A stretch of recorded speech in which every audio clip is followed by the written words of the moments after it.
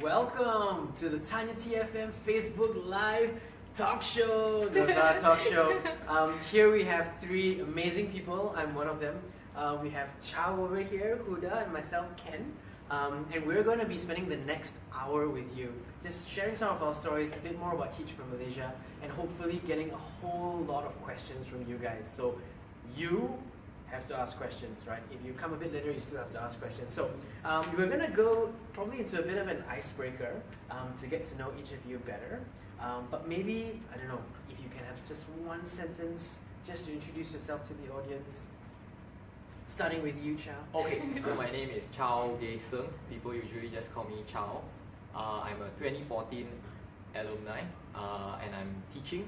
I'm currently still teaching in my 4th year of teaching in Kajang. I teach science and English to Form 1 and Form 2. Nice, science and English. And how about yourself, Huda? Yeah, so I'm Huda. I'm a 2015 fellow, so now alumni.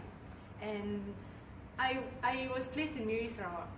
So I just got back from Miri this year and started working in a startup school, Arus Academy. And I'm still a teacher. I still consider myself a teacher, though not in public school, but still teaching to kids, to teachers, to older kids, younger kids. Yeah. And from Chow and Huda, we're going to have plenty of stories to tell you about not only their stories from Miri, but also in school and in Arus right now.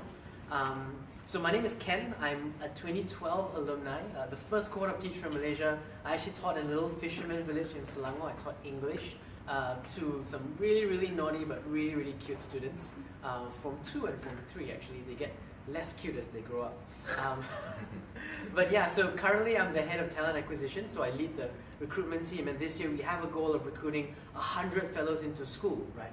And so you can actually help us do that, and then we're all here to share a little bit more about our experiences. So before we kind of go into some of the hard questions, we want to do a bit of an icebreaker. So, you know, teachers always got post-it notes, so everybody gets a huge post-it note. This is the first time I've ever seen post-it notes. It's like a book.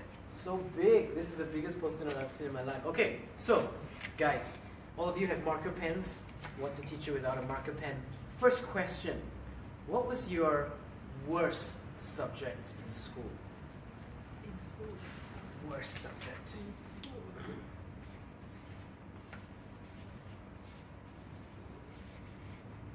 Okay, you guys ready? Hope it's right big enough for the camera. On 3, 1, 2, 3. Ooh, what's yours? Why art? Really? Why art? Because I can't draw for nuts. Can't draw for nuts. Yeah. Okay, and Huda? Yeah, mine is VM. Because? Yeah, no, it's not really, I don't really use VM at home. I'm coming from mixed parentage, but I had to learn it in school. It was the hard days of learning when I was in school. Right. So mine was moral, not because I was not morally right, but it was just really difficult learning moral theoretically for me, so it was really challenging. Yeah, okay, cool. First question, nice. Just rip this off. Rip this off and paste it on the wall. Nice. Recycle though. Yes, okay. Another question. Maybe thinking about your favorite teacher. Favorite teacher from school or a movie? Movie? Favorite teacher from school or a movie?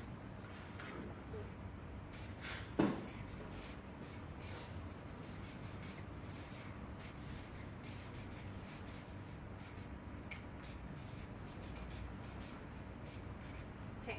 Ready? 1, 2, 3. Okay, so I'll start first this time. So mine's Miss Sweeney, who was my college research methods lecturer. She inspired me to like calculations and statistics beyond what I would normally like in calculations and statistics. So she was a really, really nice teacher. Yeah, thank you, Miss Sweeney. You, Huda. Mine is Puan Norma. Puan Norma. Yes, Puan Norma was my art teacher actually. Art was one of my best subjects in school. So she really opened up my mind saying that art is no right or wrong in art. So to me that was very, very liberating one. Yeah. Okay. So for me, it's Miss Chang. So Miss Chang used to teach me geography in Form 3. I used to not like geography, but she was the one who made me fall in love with the subject. And I remember her very vividly because she was the only teacher who would cane us, but in a loving way. Although it was very painful, but it made me love geography, and I scored A for geography. Thank you, Miss Chang. Wow, awesome. We have a quick question here from Hafiza. Is registration now open? Yes, it is. Our deadline's on the 3rd of July. So head on and put your registration in. So moving on to another kind of like introductory question. Let me see. This one's gonna be cool. Funniest thing you've heard a student say or answer? Funniest thing you've heard a student say or answer? You probably don't need to write this here because it might be longer. But anyone want to go first? Funniest thing you've heard a student say? Funniest thing. There's so many. How can you like pick one? Okay. One thing that comes off the top of my head is a student who asked me to go back home and be her father. And she has a father actually. So it's, but it's, I don't know, it's crazy. So when I first heard that, it's like, that was, I think, the craziest thing I've heard from a student. So it's like she likes you so much that she wants you to go home and be her father? It's not in a like a serious way. Cikgu. No, it's not. It's more of like a joking like a kind of, yeah. But Okay. it's crazy even as a joke. Yeah. Okay. Okay, that's interesting. Well, there's so many actually, right? But then the first thing that came to my mind is how, because I was in Sarawak, things are very much baku over there. So Baku. bahasa, baku lah. I cannot say bahasa. Like kids would look at me like, teacher, bahasa. Bahasa. Yeah, they corrected me in class. So like this one time I was like, okay, tulis rangka karangan. They're like, cikgu, bukan rangka, rangka. And then the thing is, right, when I say rangka, then everybody start laughing. Because rangka actually means something else in Bahasa Indah. Yeah, and then so it's like all this like mixed languages that make me feel like, ayo. But it always cracks me up whenever there's like a joke on language. Okay. Yeah, because I used to teach in a school that speaks predominantly Mandarin, and so my Mandarin was really bad. But one really funny thing a student said to me was, I asked them like, what do you think is the national majority population in Malaysia? And they said, teacher, of course, Chinese. And I'm just like, because they live on an island with 99% Chinese students, so they didn't really know, I guess so. Okay, so we're gonna move on to some interesting questions, and probably for each of you, 2014, 2015, as well as 2012. What motivated you to join the Teach for Malaysia Fellowship? I mean, what were you doing, maybe starting first, what were you doing before? And really what motivated you to take on the challenge to do the Teach for Malaysia Fellowship? Okay, I'll do a quick one. So I used to be an environmental consultant. I worked for almost about 4 years before I decided to go into education. So in a nutshell, it was some... Hey everybody, Okay, we're back. yeah, sorry We are for back the now. technical problem. Technical problems. Yeah. We were talking to a phone, and not actually you guys. But yeah, I think so. Chow was talking about him being an environmental consultant, going to Japan. Oh yeah, so when I was in Japan, I engaged with some environmental educators, and I was very inspired by the work that they did as environmental educators. And when I came back, it got me thinking about education. So after that, there was an opportunity again to go to the US, and this time was an opportunity to learn about how they run an environmental leadership program in the US. So at that time, I started to reflect on my own job as a consultant, and I felt that it was at that time when I felt education was really something very powerful. So I left my job and went to the US for that short stint. It was not a stint that would secure me a job. It was more of like an introduction into education. So as I was serving my period of resignation, a friend introduced me to Teach for Malaysia, and when I read the website, it just felt like it's something that I really wanted to do. So once I read the website, I signed up for it, and yeah, I never looked back. Yeah, so that's how I got into education. Yeah, nice. Now in your 4th year of teaching, Yes. Any particular reason you're wearing a scout uniform today? Oh yes, okay. So when I was in secondary school, scouts really changed me as a person, and a lot of the things and who I am now is also because I was a scout at some point. So when I became a teacher, one of the things that made me really excited was that I had an opportunity to become a scout again. And this time, it is much more meaningful because I get to recreate that experience for the next generation. So in school now, I am a scout leader, and I'm in charge of their activities and their development. I try to make it more exciting and more meaningful than I had as a scout myself in high school. So this is why I'm wearing my scout's uniform.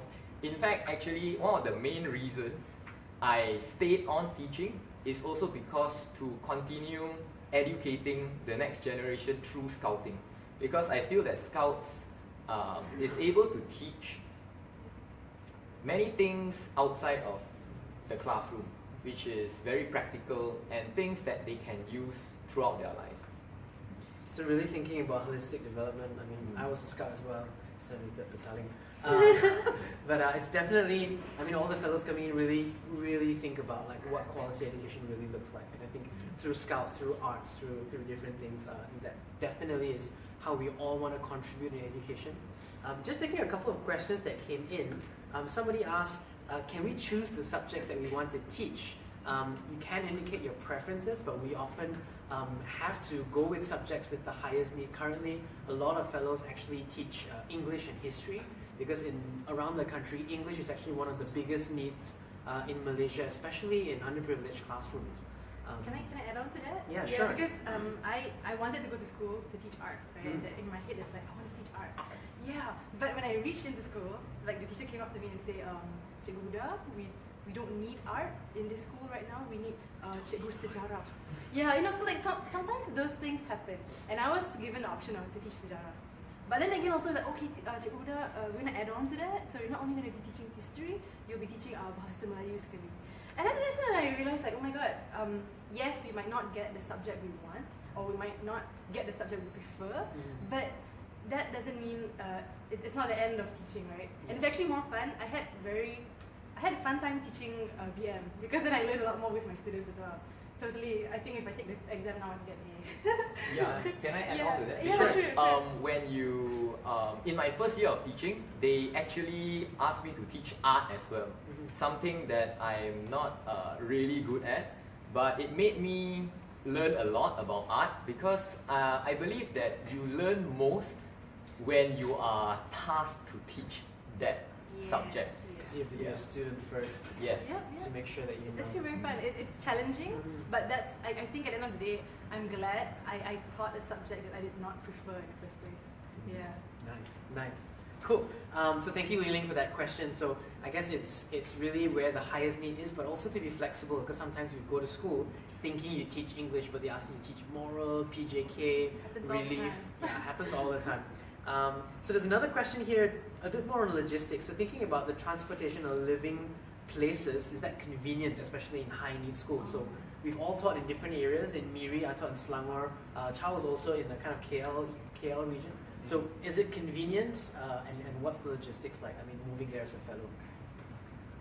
You mean like logistics, like transportation? So like being relocated as a fellow into the school.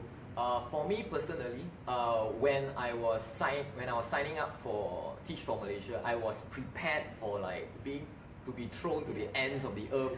I bought ironing board, I bought like a printer. I was ready for like the hardcore fellow life. Yeah. Ended up, it's driving distance from my house. So I never expected that. So I have to keep the ironing board, like put the printer by the side. So it's quite random actually, but just be prepared, because just be prepared to be relocated anywhere. And I've heard from other fellows who actually had to move out. They actually have a more, you could say, enriching experience because they are in a new environment. They get to bond more with their collabs, that kind of thing. It's a different experience than coming home every day, but I guess there are pros and cons to everything. Yeah. So I was in a rural school, so my school from city centre in Miri was about 60 kilometers, and it is a distance lah. So if you want to talk about convenience, I wouldn't say it's convenient, but then again, I wasn't looking for convenience. And when I was there, my school had a teacher's quarters, I could move in, teachers were very accommodating, and I wake up like 10 minutes before school starts because I just walk to school. So it's really plus and minus, what you're looking for, how you end up doing it, but no matter where you're at, it's always about adapting to your situation, which is not a problem. TFM helped a lot too, because fellows from here, Selangor or Penang or whatever, when we had to move to Miri, TFM had partnership with DHL that sponsored us boxes to bring our things in. So it was really convenient. I guess we have lots of partnerships. I think one key thing that we think about is really the power of the movement kind of going together. So not only leveraging on other partners, but I think when we move to a certain place, for example, a lot of people fear that, will I be staying alone? Will I be, we have collabs or collaboratives or other fellows that are placed within a similar region that help be kind of like your family and support. So some of them even look for houses together and things like that. So yeah, thank you guys so much for sharing. There was a very quick question just now. I think I'm 26. Am I still eligible, or can I still register? So, of course you can. Of course you can. I was 25 when I registered. But our age limit is 32, mainly because the ministry requirement for civil service entry is 35. So as you do the fellowship, we want you to be eligible if you have a passion for teaching, to be able to continue on in the system after the 2 years, right? So that's a really quick question there. So we have another question over here from Lo Rachel. So, Teach from Malaysia, have you ever had an aha moment during your time as a TFM fellow? And if so, how has that changed your perspective in tackling education inequity? Aha moment. Okay, I have something to share. Okay, so my aha moment was in realizing proper classroom management techniques. So, for example, classroom management is how you manage a class so that they don't run around and misbehave as you are teaching. That's a basic thing in teaching.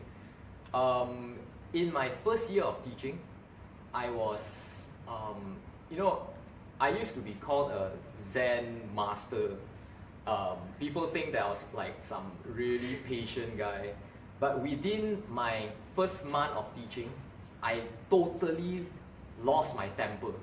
I was shouting at students like full force. I've never been so angry in my life. Even my own family members have never seen me go that crazy. So in my first year, it felt very difficult because I was getting angry very often. I was losing my temper. I always believe that you never know true patience until you become a teacher. And this is really true. And every other teacher who is watching this can totally relate. My aha moment was when, after a while of getting angry and going crazy, I started to feel that this is not sustainable because teachers can't be like this. I'll go crazy. I have a friend who works in the hospital, and she says that in the psychiatry ward, the majority of patients are actually teachers. So as I reflected on that, I started to think that there must be ways where teachers handle this. There must be best practices. Since teaching is a profession that's been around for so long, there has to be ways in which they manage this. Since every teacher goes through the same thing. So I started to go through classroom management, best practices, and that was my aha moment in developing my own classroom management system through trial and error and finally seeing it work. And I'm glad to say that after implementing all these best practices, and through a lot of failures, since my third year, which is from last year onwards, I never lost my temper again in the classroom. So that was a very good awakening, but it was through a lot of hardship and through a lot of bad days, through a lot of failures, but it was worth it. So that is my aha moment. Thank you so much, Chow. Thank you so much, Chow. We have a lot of questions coming in. Thank you guys so much for the questions. We're gonna try and keep our answers like really short. But thank you so much, Chow, for sharing that. Okay. So I'm gonna ask Huda a question here, because someone here has asked, what's your plan in the next 5 years, and how does Arus Academy kind of fit into the career vision for yourself? Oh, for myself. Mm. So my plan, wow, that's like an interview question. Interview question. What are you going to do in the next What do 5 you see years? How do you yourself see doing? yourself in the next 5 years? Okay, to be honest, maybe before the fellowship, if you asked me this question, I would just like get shocked and like, terkejut lah, you know, how do you answer? Next 5 years, I can't even see it. But I think now, it's sort of getting clearer. So when I think about myself 5 years down the line, 5 years in the future, I really want to have that same impact. Like I really like to feel what I do. It has to be meaningful to me. So when I started teaching, I knew that it was very meaningful. And yes, there are many ways of doing it. I don't have to be in school. I don't only have to teach one subject. There's many ways of teaching kids. But it's through education that is really meaningful. So I do still see myself in 5 years down the line to be involved with education. And Arus Academy is a really it's an amazing place. If you ask me, I've never had a working environment where things are similar actually to my own studio environment. So to answer the question in the beginning, actually, my background, I was from architecture background. So I studied in University of Malaya, where I think any university, if you talk about architecture students, it's like they're all zombies and you don't see them and stuff like that. Yeah, but the architecture education was really eye-opening to me. Like it was very fun to learn a lot of things at one time. And I sort of like took that, brought it into with my fellowship, and I really want to find a way to put it together. Because Arus Academy is working on like getting the makers movement into Malaysia, getting more teachers aware that there's this thing like tech education, how to get kids more engaged into learning. So I am looking along that line and how I can be helpful to other teachers to understand this. How can students know what else can they do rather than, I mean, school is not just that building we see outside. School can exist anywhere we are. Cool. Yeah. So, Thank you so much, Frida. So I guess for some of you who've just joined us, this is our Facebook live chat, Tiny TFM, where you can ask any questions. So we'll be sharing some of our stories. We are all three of us are from Teach for Malaysia, alumni who are still teaching in school, teaching in Arus Academy, as well as working with the organization. There's a question here from Sarah, asking a little bit more about what are the objectives of Teach for Malaysia? What are we trying to do, and how do we ensure that we meet our objectives? So I think interestingly here in this setup, we actually have our vision right here behind us. And what is our vision, everybody? One day, all children in Malaysia will have the opportunity to attain an excellent education. And it's something that all of us believe in, and is that vision that we all catch when we go into school. And so I guess what is our objectives? We want to see students succeed, right? But not only succeed, we actually want to see the gap of inequity kind of reduce. So thinking about inequity, where do students need the most help, right? Thinking about underprivileged schools, thinking about high need areas, I think the kind of focus and resources that you give should be obviously higher to schools of higher need. And that's why what we do is we recruit outstanding Malaysians to really teach in some of the most challenging schools across the country, just like Chow, Huda, and myself. And so I think really holding ourselves to that vision, how do we ensure we're constantly challenging ourselves to reach that vision, is always questioning ourselves in terms of like, what do we do? So we have a student vision, we have results in schools, we have the kind of definition of what a quality education is. How do we keep checking ourselves to make sure our alumni are going into paths that will create that long-term impact? So I know that's quite high level, but if you want to know more, please come and have a chat with us as well. So there's a question here from Andrew. There are two questions actually on the postgraduate diploma. So if you don't know, all fellows go through a postgraduate diploma. So I'm just wondering, how was the PGDE for you guys? Was it useful? Was it kind of like, how did you find it as part of your training as a fellow?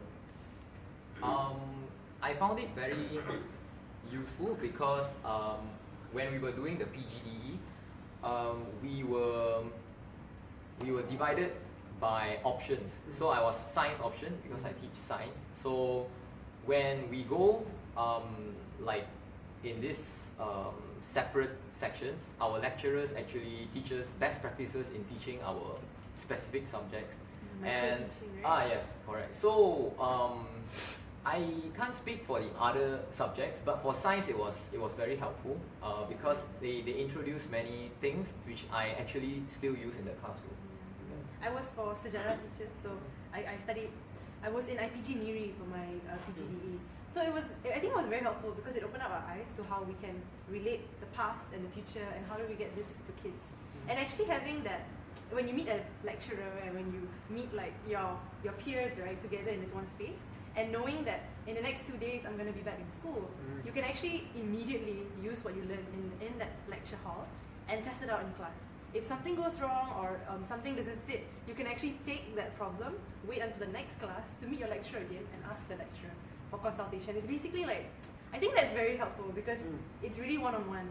So when we had problems, we even had like very interesting questions in class from other fellows that ask the lecturer directly, if this is what the student does, how do we teachers react to it? Yeah, it was very fun actually. And I think, I mean, the developmental part in terms of helping you grow as a leader and a teacher in the classroom is quite crucial, and that's why the PGDA is a crucial element in the program. And I think there was a question here, what's the difference between Teach for Malaysia teachers and normal like IPG or KPLI teachers? And I think the PGD and the form of training is actually one of the biggest differences. So fellows actually do on-the-job training. So we have 2 months intensive only for degree holders. So you've completed an entire degree in a different field or even a young professional. You do a 2-month foundational basics to enter school, and you have 2 years of on-the-ground teaching. So you go for classes part-time, you have coaches. So we believe if on the job, I mean, just like what Huda mentioned, you're making some mistakes, you're learning, you're asking questions, and really developing quite rapidly as a teacher through this on-the-job training. Cool. Thank you so much for that question, Andrew. So there's another question over here, which I think will link to another. Do you have any regrets joining the fellowship? Dun, dun, dun. Yeah, difficult question, and maybe you can kind of link that to maybe what were some of the best and worst parts of your fellowship, and do you have any regrets? Regrets. It's very hard to look back, but I think for me lah, I like to say I have no regrets. Though looking back, there were a lot of very harsh times. There were times where I was really ill, and I got like this virus infection. I'm not sure where, but it seems to be like that area had this virus and I was infected. And I was like so close to thinking, oh my god, am I gonna die? And it was during fasting month, like last 2 years at this moment. But no regrets as well, because going through that made me know that, I can go through really hard times and like come out from it too. So, I mean, yes, there are low moments, but there are also high moments, and it's sort of like finding that balance in between. And that's the real learning one. Yeah.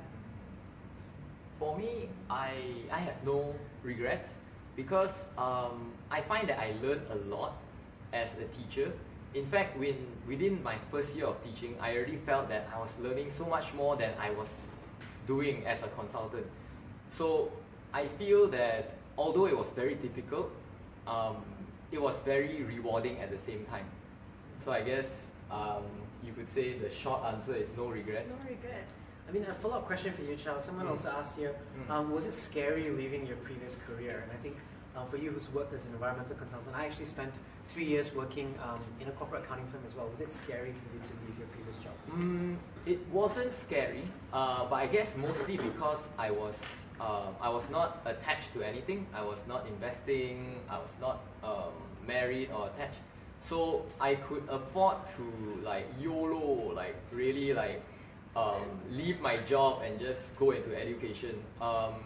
I did a pay cut to go into education, but I feel that overall it is worth it because in terms of personal development, I think this is like hands down the best. Yeah.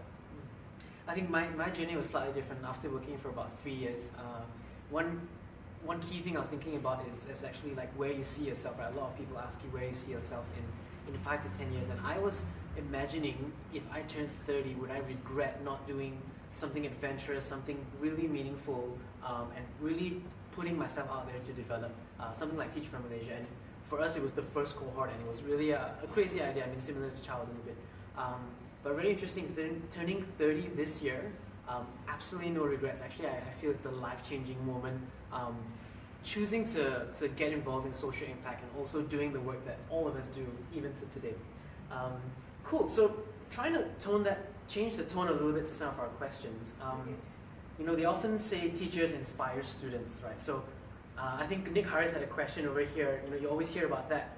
Are there any students that have inspired you in your journey as a fellow or even currently? I'm just thinking So while they're thinking, keep those questions coming in, guys. We have 25 minutes left. Of course, we'll take questions after that as well, but do keep those questions coming. I'll do my best to address them all. Okay, go. I think for me,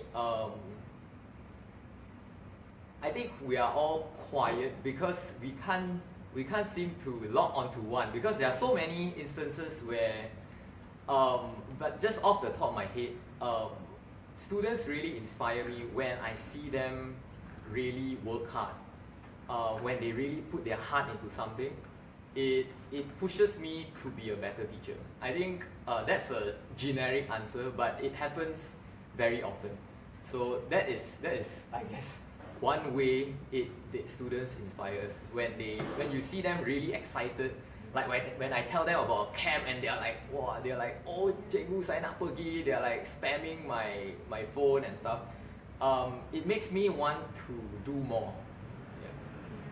So this actually, because when I was in Miri, like I really like learning about other people's culture, learning other people's language, and I really like doing community visits. So I'll go to my students' longhouse, to my students' kampung, and like try to understand a little bit more about how they grew up, how they live. And terharu lah, because I met students who really, they really want to learn, even if it takes 3 hours to reach school from their hometown. I mean, their bandar or their kampung, it's really like 3 hours, because my school is set in the middle of, I wouldn't say in the middle of nowhere, but there's lots of estates around, and my students in that school actually stretches up like 100-kilometer radius, because I mean, looking at the background of these students, some of them are from Muka, but they came all the way to Miri to study. And why, right? And really, when I see these students in their own context, in their longhouses, talking to their grandparents and their little siblings, it's like, even though with the things they have, which is very different from what I had, I mean, it's enough to make them happy. Like, they only have like 2 exercise books or 1 novel, and like that's enough to make them happy. So I feel like, you know, it puts me at a level where I'm really humbled to see my students like this. And yet again, with their life so hard, you know, can you imagine driving on the road like 3 hours straight under the hot sun? Some of them really, like, the car has no air conditioning. In those kind of situations, students still want to go to school. I mean, any teacher would still want to teach if the students are like that. Yeah. Thank you so much for sharing that. And I think, like, really putting the students at the center. A lot of us, when we come face to face with students, we develop a lot of humility, just really looking at the backgrounds they come from, looking at how earnest, I mean, yes, they can be really, really naughty at times, definitely really, really naughty, but I think the backgrounds that they come from really show us that, hey, a lot of work does need to be done. Just tackling a couple of questions over here. Someone asked, Hafiza, I think, do we need an active MUET cert in order to register? It's not an eligibility criteria. We do need a good command of English, I think, going through the selection process, and also the possibility of teaching English. Very high possibility. Very high possibility of teaching English, and we want to make sure that we really raise the standards of English here in Malaysia. There's another question from Li Ling. Do we teach in, the schools that we teach in, are they primary or secondary?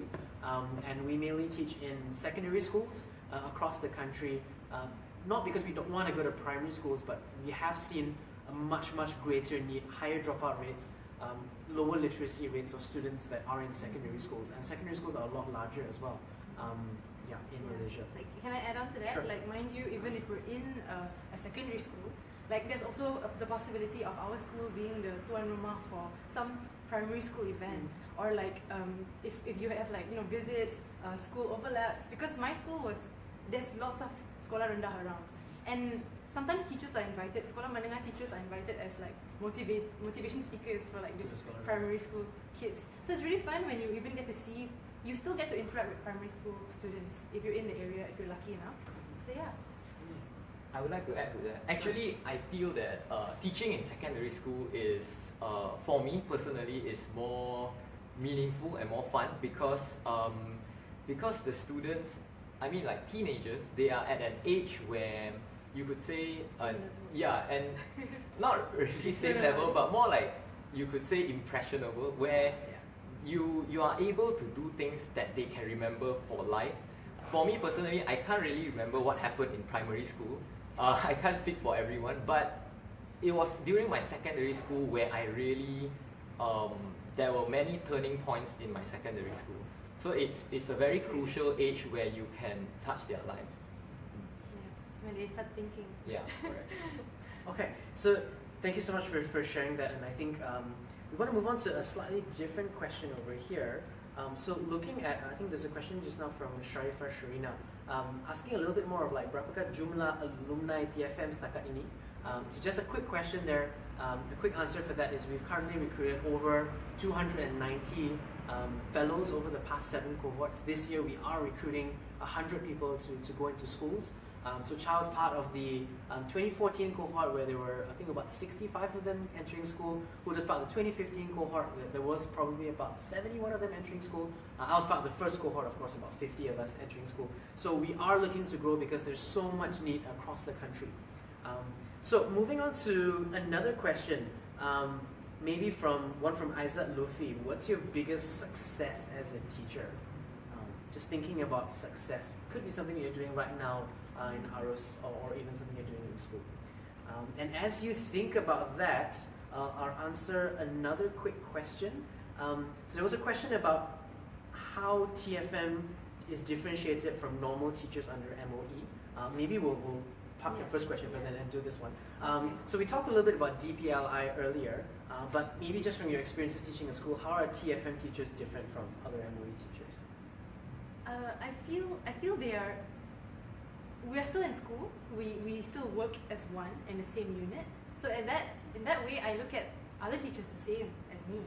Okay, but I guess from the collabs that we have, the PGDE that we're being exposed to, the pre-service program, the TFM contacts, I guess when I ask my students, they even come up to me and say, "Teacher, TFM teachers are always more sporting, always more motivated." And I just feel like, I mean, it could be a something that all of us carry just because we come from the same program, I would say. But if it's about our role in school, it's pretty much the same. Yeah. I think what contributes to what Huda is saying is really as fellows. I think the main difference is that we have a lot of we have a very strong support system, mainly because we are new to education. I mean, for fellows who just came from the corporate world and stuff.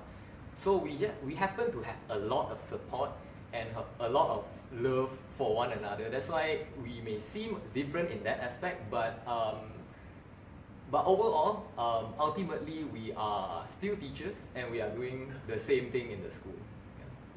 So I think building on that, really thinking about as fellows go into school, what value add do we have? Right? We come from quite different backgrounds: architecture, environmental consultancy, psychology as a background. How do we bring all these fields to really benefit students, right? To bring innovation into the classroom. A lot of fellows run projects, and our aim is actually to work alongside other passionate educators. It's not really to replace the system in any way, because we really share the same goal. And interestingly, for a lot of us who work in school, especially for myself, when other teachers see your kind of commitment and passion and the amount of work that you put in, they often, just like, oh, whatever I was thinking before doesn't matter. Like, you're someone who really cares about kids, and that's kind of who we look to place in the classroom. So I think, in terms of responsibilities and all that, as they've shared, they're pretty similar. I think we even get paid on a very similar pay scale as other teachers, as a contract teacher for 2 years. But I think one key thing is really how do we work collaboratively with other teachers, because for education in Malaysia to change, it's everyone's responsibility, not just the government, not just Teach for Malaysia. Let's answer the question that we park just Sure, now. cool. Yeah, so I just got an aha moment, right? It's Aha moment, nice. my biggest success as a teacher. Oh my god. Nice. I wouldn't say biggest because it's like it's really a lot of things.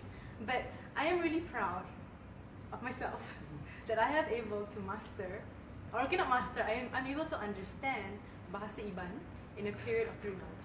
That's amazing. Yeah, I remember being in the staff room in my school and like teachers are speaking different languages, right? So there's like Chow and there's Bahasa Melayu and then there's all the logat, Kedah and Terengganu and all that. And then like suddenly there's like this language I never heard, which is like Bahasa Iban lah. And I listened to it properly. It sounds a little bit like Malay, but it's not. And I just had to, I told myself, if I want to be a functional teacher in the school, I got to really gel with these people. I got to really understand. And like, I just want to put it forward, like, I meet my students and I tell them, kalau cikgu boleh cakap bahasa Iban, kenapa kamu tak boleh belajar bahasa Inggeris? You know, and it really, their eyes really, you know, there's a sparkle, right? When they find out that I can speak bahasa Iban already. Because in the beginning it's like, I'm just threatening you. But Could you say one or two things for us on Bahasa Iban? the very famous line, I think a lot of principals use it, a lot of teachers use it, and even it's one of the biggest slogans right there right now. But it's like, I keep on telling your students, if you want to do something big for your community, you got to do it, right? So like, enti ukai diatok, kemaya lagi. That means if not today, then when? And it's like, enti ukai kita, siapa lagi? So if not us, then who? Who's gonna make the change? Because we know Sarawak is at a very strategic location. Like, you know, if you grow up in Penang, you wouldn't know how Sarawak, the demography is so different, right? But if you grew up in Sarawak, you really know the district, the kampung, the sungai, the roads, and it's really, I like to tell my students, like, you are anak Sarawak. I am not, but I'm here to teach you, and I hope you become, you know, saviors of your place, your community. So really, like, their eyes just like, oh my god, cikgu boleh cakap bahasa Iban. Yeah, I don't know, it's fun. It's fun to like poke at them also. Cool. So there's a question here from Carmen. I think it's an important one to address as well. Why doesn't TFM accept fellows from Faculty of Education or education majors? So I think as an evolution of Teach from Malaysia, I mean, our purpose, as we mentioned just now, is really to figure out solutions to work with the education system and alongside other teachers. And I guess one of the main restrictions is that because we have a DPLI element within Teach from Malaysia, Bachelor of Education graduates who've already studied it are kind of not eligible because it overlaps a lot.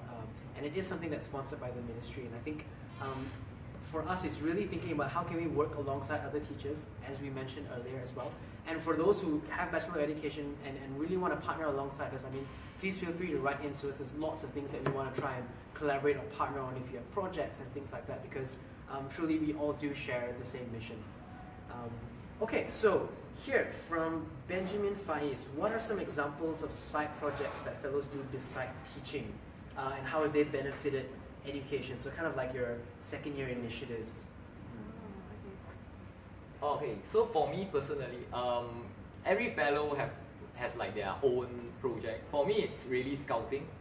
When I first came into the school, scouting was there, but it was almost dead because no one knew like a single knot. It was really from scratch. So my project was not only like for 1 year, it's ongoing until now. It's basically like building the movement from scratch and really like teaching them how to raise funds. And this actually, although I'm focusing on scouts, it has a ripple effect on the rest of the school. Like I see other units starting to be more active. For example, during sports day, we did a fundraising activity by selling drinks and food in the stadium. In the following year, 2 other units started to open stalls as well. And we also organized a badminton tournament because I really like badminton. So I used like scouts and teach them how to organize an event, how to do like registration, how do you organize a badminton tournament, how do you become the linesman. So when we did the tournament, it was fully run by students. The umpires, the linesmen, the people recording, the students they were the ones who did the draw. So these are things that allow them to learn a lot more than just in the classroom. So I do that, I personally do that through scouting. And I can see that when I engage them through scouts outside the classroom, they are a lot more attentive and a lot more respectful in the classroom with me, because they get to see a different side of me outside of the classroom. So I feel that that is how I engage. Yeah, like personally also I think this informal education is something that it to me it's more important. I feel like engaging one-to-one with the kids, with the students after school, before school, for school activities, it's really the ones that polish their soft skills. Yeah. So for me, it's like I did a bunch of things, and it's very personalized depending on you as a fellow, you as a teacher, what you can do based on your time. When I'm not teaching in class, I'm mural painting in school. So my school had no walls that was painted, and I'm just like, what? We gotta paint some walls, gotta give some color. Bring on the art. Yeah, so that's what I did during the weekend, sometimes if I'm not in town. And there's once that I was in town, I engaged with, I had a foster family who was nice enough to take me in when I'm in town, I can stay with them. I helped them organize a career sort of consultation session in the Upper National Library. So I even brought my students from school to like, hey, we're gonna go check out the library because it's like this career fair, and maybe you can talk to lots of people to like understand what happens after school. And I thought it was very fun because it wasn't what I need to do as a teacher. I tak ada surat tawaran or whatnot, but like I really wanted to do it as an educator because it's in my capacity to do so. Okay, so before I kind of share about my own kind of side project initiative, there's a question earlier from Sasharin Omar. So do you think that the skills that you've learned during your teaching experience are skills that are applicable to any work and career, and why? So just to give you guys a few minutes to think about that. So I'll share a bit about my own like side project from in school. So when I was teaching in this school, one of the main challenges that we were facing is there were students that had good results, some of them good extracurricular, but they didn't know what sort of exposure. So similar to like that kind of career consultation thing was really, really lacking in the school that I was in, right?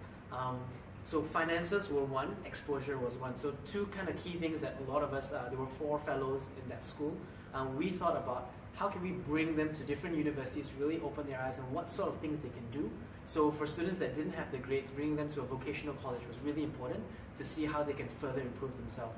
And for those that did have substantial grades to get into university, bringing them to one of the local public universities. And interestingly, through our engagement, we even got them to give us sponsorships for foundation year for some of our students. And till today, there's some of our students that have started studying postgraduate studies. And I think it's a similar challenge across a lot of the schools that we go to, that entrance into tertiary education is a huge challenge.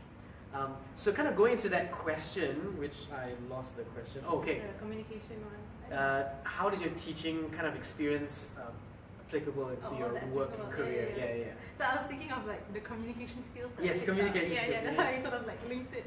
But because I feel what I learned, I learned how to talk to kids at different levels.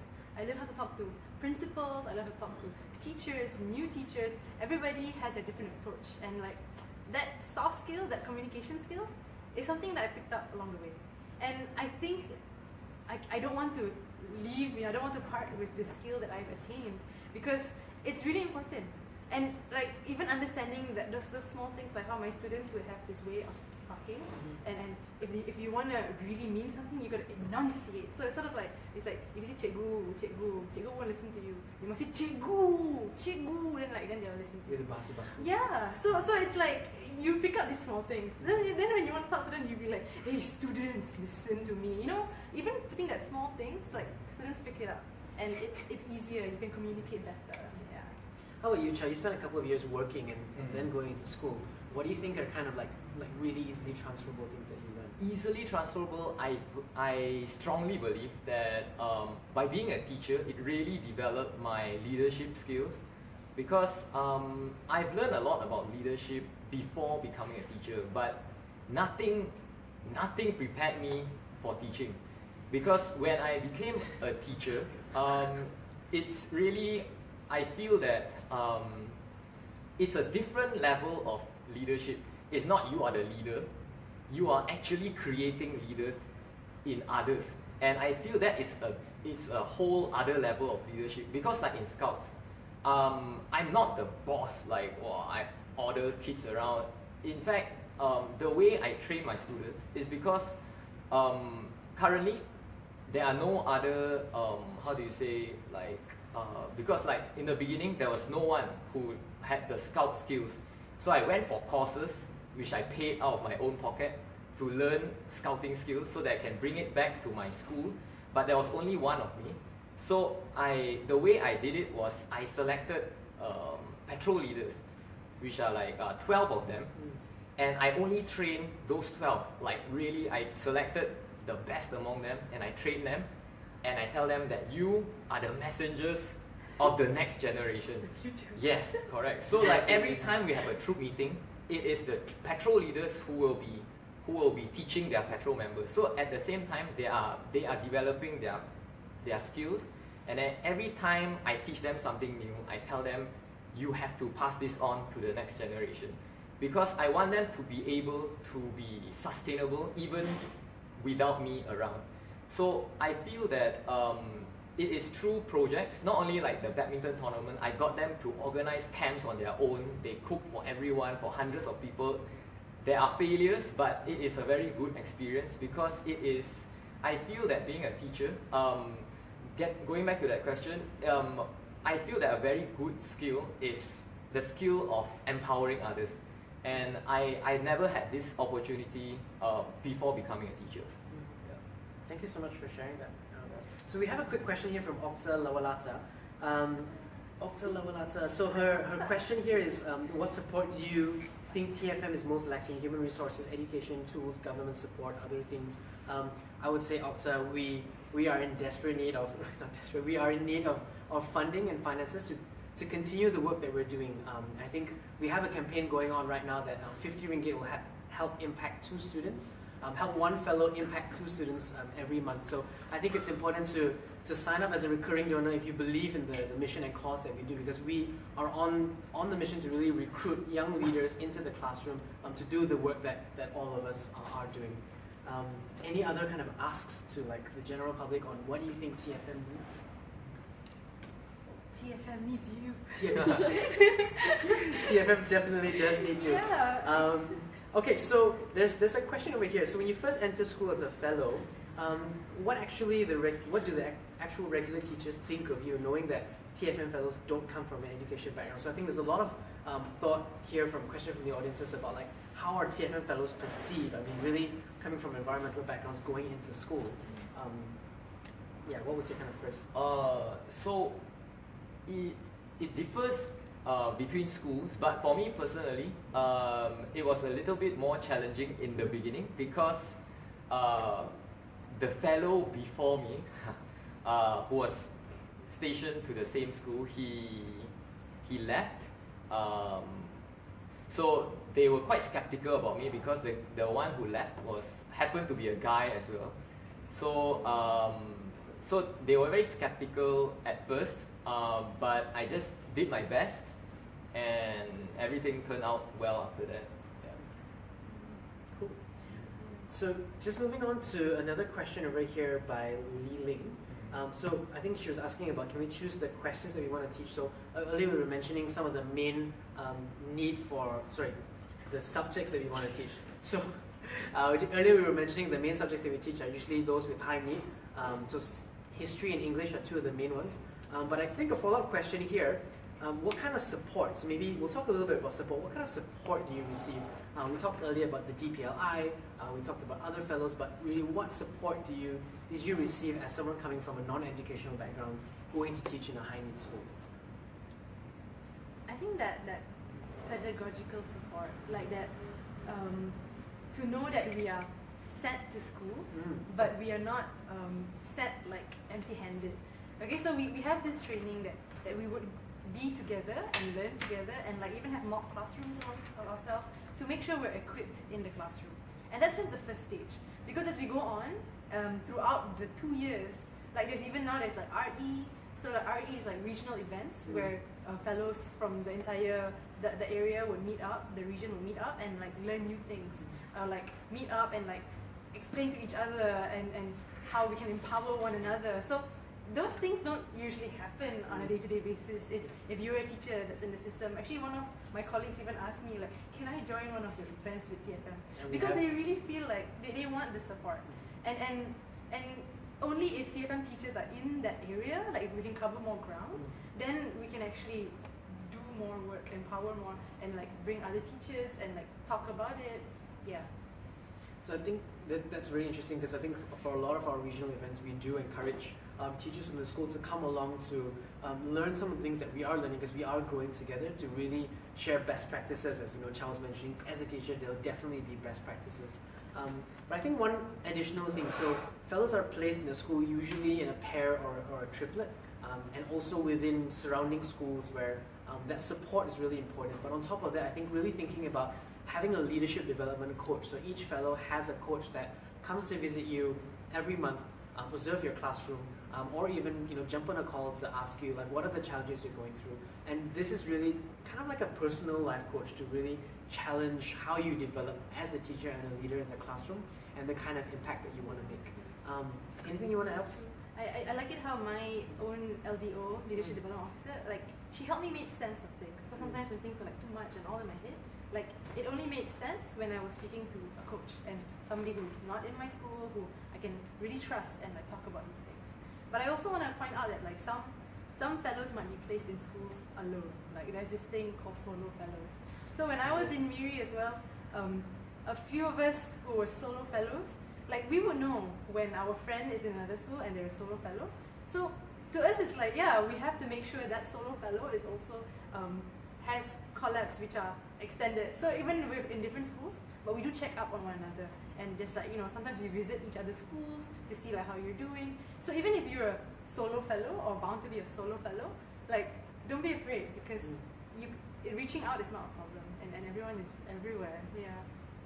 And really that's really the power of the movement. I mean, just having passionate people come together, really looking out for where the needs are. I think now we can even see so currently the past 2 quarters we've placed about 78 fellows in the South region, in the PPD Pasir Gudang district, and a lot of them are really reaching out to support each other, not only in school but also emotionally outside, building really close bonds as friends. And I can only imagine the kind of impact and project that they're thinking about, just bonding together with other really, really passionate people. Okay, so we only have about 5+ minutes, or even less than 5 minutes left. Time has really flown over the last hour. Okay. I do want to just tackle a few more small questions. So someone asked a little bit about placement. I think Azlina asked about placement. So how do we place fellows in school? So we work closely with the ministry to identify areas of high need.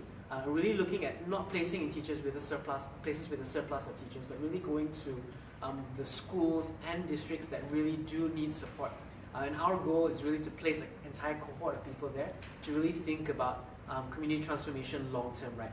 If we're able to place more teachers and more fellows in the same district, it deepens the possibility of that district, getting additional support, getting funding, getting all sorts of projects running to be able to support those students there.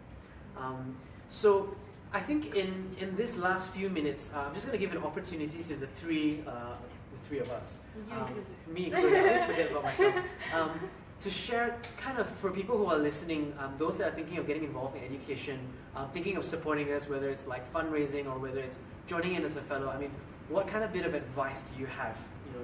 Just thinking back to yourself before you joined the fellowship, what do you want to kind of say to the audience? I think it really helps that if you are really honest about this, to really be prepared for the worst. Like when you go in expecting like the worst, then you will survive the first few months better, because I've heard of cases where like people, I mean like fellows who go in and they expected something different, and then it turned out quite bad. So just be prepared for real, like really things that will push you to your limits, and then you'll be fine. I agree with that. I also hold on to the fact that no expectations, and if things come to you, like there's always a way of getting back at it, right? So even if it's negative things, like you'll know what to do. If it's positive things, you'll know what to do. like prepare for every fall, prepare for every climb. You will figure it out as you go along. All it takes is the bravery to take the first step. Yeah. One more thing, and just keep going. Just keep going, because you are going to fail so many times. But just keep standing up and just keep going. You'll get better at it. Just don't give up. So what you can hear from both my friends here is that the fellowship is a really challenging journey, and it's really there to develop your leadership through working with a problem. Like education inequity is a very real and challenging problem. It's not a bed of roses. It's not an easy thing to solve when you work with kids that are not literate and not able to read at a Form 3 or Form 4 level. So I think in closing, I mean, for me, I really liked what you mentioned earlier, Huda, that Iban phrase. What was that again? Enti ukai kitai, siapa lagi? Enti Ukai. ukai, enti ukai kitai, siapa lagi? So I think we that quote really, if not now, then when? If not us, then who? If you're thinking about getting involved in Teach for Malaysia, whether to volunteer, to intern. There's an important, we're doing a fundraising campaign right now. 50 ringgit can help one fellow impact 2 students every month. We need your support in that sense. And also, if you know of friends, or if you are someone who's considering about applying and undergoing a life-changing leadership development journey, I really do think Teach for Malaysia really has something to offer. So, really, really important. For those of you who missed the past hour, and if you want to leave a couple of questions, we will be answering them. Remember the hashtag TanyaTFM, hashtag TanyaTFM. Leave your questions there, whether on Twitter. Tanya, jangan tak tanya. Remember to leave them on the Facebook posts, messages on Twitter, on Instagram. We will definitely be following up to answer your questions. And a really, really important thing is 3rd July. 3rd July is exactly a month from now. Not exactly. It's a month with 3 days less from now. So it's not even a month. Is our final application deadline for the 2018 cohort. So if you are someone who's thinking about what kind of leadership journey, what kind of impact you want to create, and really thinking about what can I do for students in Malaysia or in education or for my country, Teach for Malaysia is a great opportunity for you to explore. Come and speak to us, find out a little bit more. From all 3 of us over here, it has been an absolute pleasure answering the load of questions that you guys have given us. And we really, really thank you for the time you've invested and also how much you care about education as much as all of us do as well. So from all of us at TFM over here, we will say bye-bye and finish for our first Facebook Live event. Woohoo! Thank you guys. See you.